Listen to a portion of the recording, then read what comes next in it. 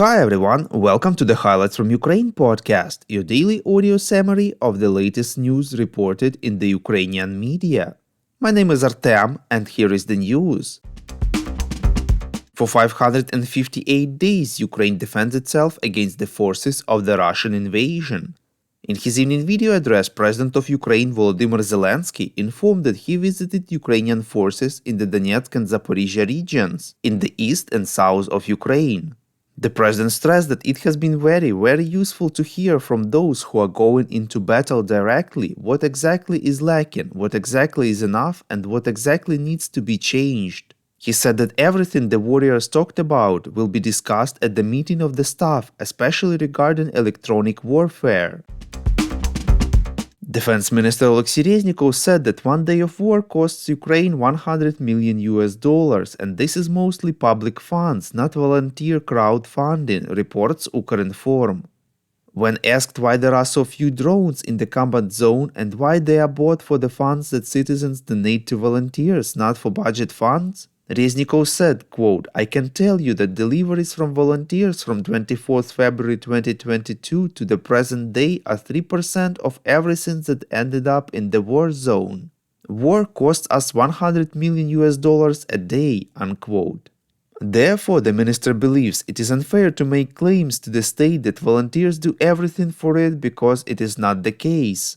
At the same time, he added that it is very good and right that volunteers announce fundraising and citizens donate their own money. We would really appreciate if you could rate us, ideally with 5 stars, or give us a glowing review in the app where you are listening to this podcast. Google Podcast, Apple Podcast, Spotify, and others. This really helps more people to find out about the highlights from Ukraine and truth about Russia's invasion. Newsweek informs that Ukraine is adapting domestically produced Neptune anti-ship missiles for long-range strikes against ground targets, reports Ukrainska Pravda. Ian Williams, deputy director of the Missile Defense Project at the Center for Strategic and International Studies, believes that Ukraine is adapting and using what it has at hand, but this should not be seen as a long-term solution to long-range strikes. Siddharth Kaushal, a researcher at the Royal Institute of the United Armed Forces, which conducts research in the field of defense, said that the strike on Cape Tarhankut in the west of Crimea at the end of last month proved that Ukraine can use the Neptune in the ground attack mode and thus put under threat Russian facilities in previously safe rare areas. Hitting a relatively small target that can intercept air threats like the S-400 shows that Ukraine has high-quality intelligence and that the Neptune ground attack can hide behind obstacles to approach undetected by Russia, Kaushal said. It could also hint that the Neptune could use countermeasures against detection or be used in conjunction with jamming equipment, he continued. It is difficult for experts to judge how many Neptune missiles Ukraine may have at its disposal, but it is unlikely to be a large arsenal. According to Kaushal, even in peacetime, it is difficult to mass-produce these type of weapons, and Russia has made a lot of effort to hit the Ukrainian military-industrial base. Minister of Foreign Affairs Dmytro Kuleba commented that the Chancellor of Germany should make a decision on the transfer of long-range Taurus missiles to Ukraine, reports Interfax Ukraine.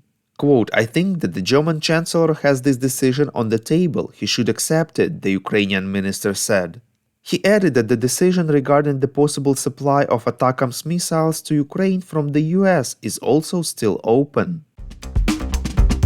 On the morning of 4th September, the Ministry of Foreign Affairs of Ukraine, with reference to the State Border Service, informed that during an attack on Ukrainian ports on the Danube on the night of 4th September, Russian Shahed drones fell on the territory of Romania and added a photo of the explosion from the other side of Danube, reports European Pravda. At the same time, the Romanian Ministry of Defense denies this information, stating that Russian drones did not pose a threat to Romania. The Romanian foreign minister said that Russian attacks on infrastructure in southern Ukraine pose risks for her country, but she denies that there have been any threatening incidents so far. Subsequently, the Ukrainian foreign minister announced that Ukraine had photo evidence of the fall of Shahed drones on Romanian territory.